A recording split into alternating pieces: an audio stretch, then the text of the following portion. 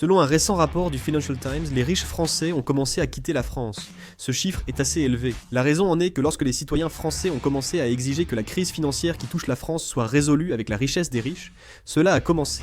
En d'autres termes, une opinion publique s'est formée en faveur d'imposer plus d'impôts aux riches français pour surmonter la crise.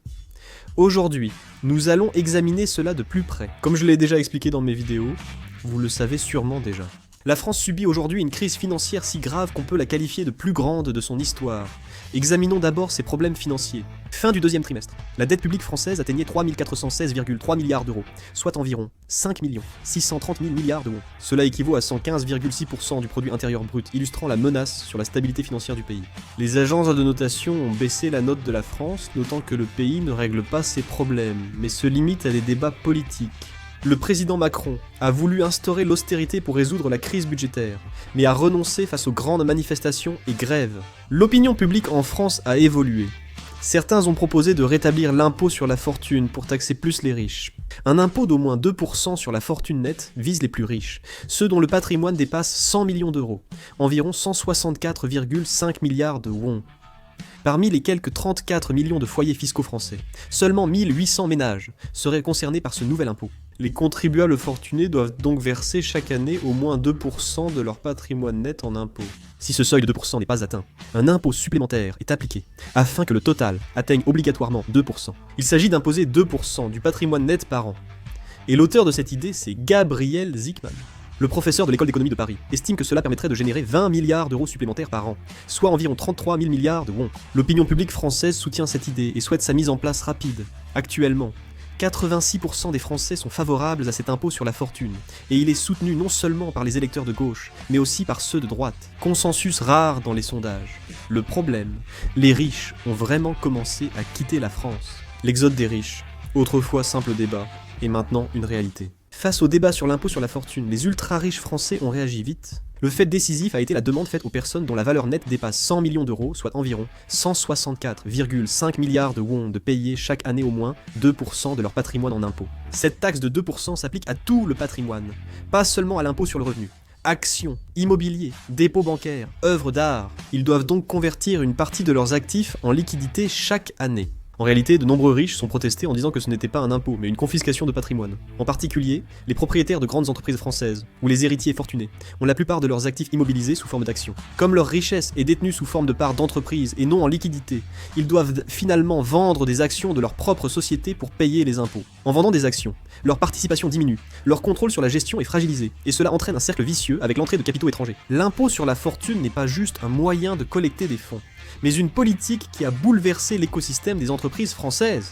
Le Financial Times a récemment rapporté que les capitaux français fuient rapidement à l'étranger. L'analyse montre que les transferts d'actifs vers des paradis fiscaux comme le Luxembourg, la Suisse, Monaco et la Belgique augmentent vite. Les autorités financières luxembourgeoises signalent que les actifs et ouvertures de comptes français ont plus que doublé en 3 mois, tandis que les banques privées suisses observent aussi une forte hausse des dépôts français.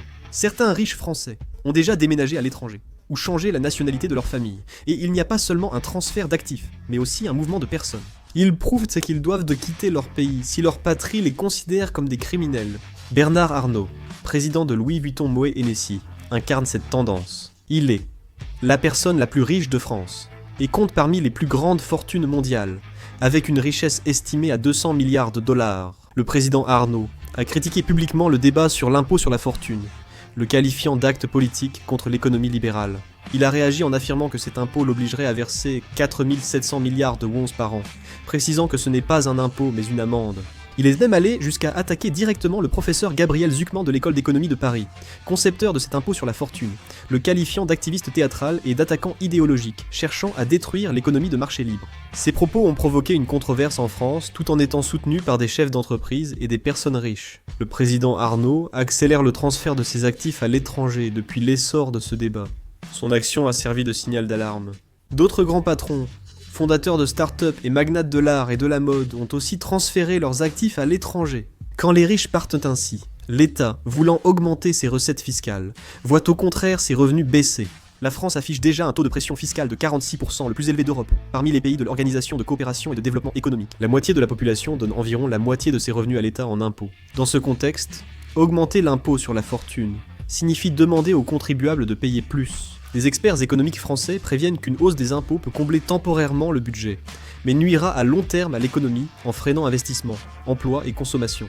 Pourtant, la classe politique française ne peut éviter d'augmenter les impôts des riches, soutenus par 86% de la population. Il faut aussi écouter ceux qui soutiennent l'impôt sur la fortune, car ils estiment que la structure fiscale actuelle est inégale. Dans la plupart des pays développés, il existe un système d'imposition progressive, où plus le revenu est élevé, plus le taux d'imposition l'est aussi. Par exemple, dans notre pays, si la base imposable dépasse 1 milliard de won, le taux d'imposition sur le revenu peut atteindre jusqu'à 45%. Le souci est que la fortune des ultra-riches ne vient pas de leur salaire. Leur richesse provient surtout de la valorisation de leurs actifs, grâce à la croissance de l'entreprise et de leur part, plus que de leur salaire. Par exemple, Elon Musk possède des actions de son entreprise valant des milliards, mais il a peu de revenus, et paie donc très peu d'impôts. Pourtant, Musk continue à vivre luxueusement et à investir librement. Le secret est simple. Cela consiste à emprunter en garantissant ses actions. Ce prêt n'est pas considéré comme un revenu selon la législation fiscale. Il n'est donc pas imposé.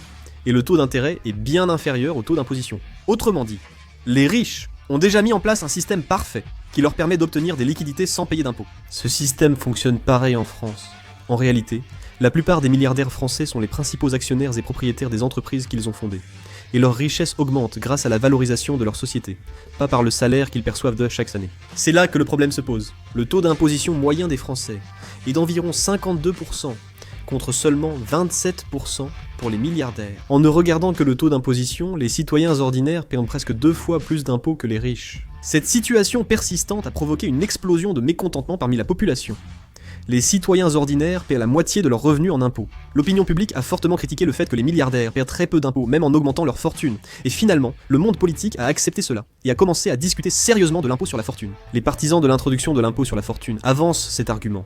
Si les riches sans revenus ne sont pas imposés comme aujourd'hui, la justice fiscale sera complètement détruite. En particulier, dans des pays où l'inégalité de richesse est forte comme la France, il est dit qu'il faut demander aux riches de prendre leurs responsabilités sous forme d'impôt sur la fortune pour maintenir l'équilibre social. En réalité, il existe des statistiques montrant que le patrimoine du 1% le plus riche en France est supérieur à celui détenu par les 50% les plus pauvres. C'est pourquoi les Français soutiennent l'impôt sur la fortune non seulement du point de vue de la justice économique, mais aussi comme une question de survie. Le gouvernement ne peut ignorer une telle opinion. Ainsi, ce débat n'est pas simplement une question fiscale, mais il s'agit d'un combat idéologique décisif sur la direction que la société française choisira en matière de justice économique. Bien sûr, la France se trouve actuellement dans une situation critique où elle doit réduire son budget d'environ 72 000 milliards de won. Il faut trouver de l'argent, d'une manière ou d'une autre. On redoute la fuite des riches. Si on instaure un impôt sur la fortune, et l'austérité pour réduire le budget pose aussi problème. Les citoyens pourraient se révolter, et le pays sombrer dans le chaos, poussant le président Macron à réfléchir. La France doit absolument résoudre cette crise budgétaire. Actuellement, la France est le pays d'Europe de l'Ouest le plus gravement touché par une crise financière. Outre les dépenses liées au Covid-19, le vieillissement, la hausse des retraites, des dépenses notamment sociales et de la transition énergétique ont creusé un déficit budgétaire incontrôlable. Selon le Fonds monétaire international, la dette publique atteindra 129,4% en 2030, proche du niveau grec de 130,2%. La confusion politique s'est accentuée.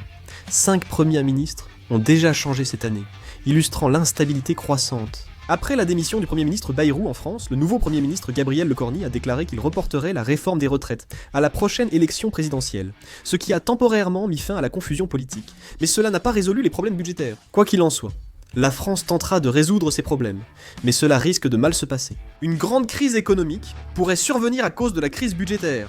Que pensez-vous de la situation actuelle en France et que pensez-vous de Bouillous? N'hésitez pas à laisser vos avis dans les commentaires. Merci pour cette vidéo.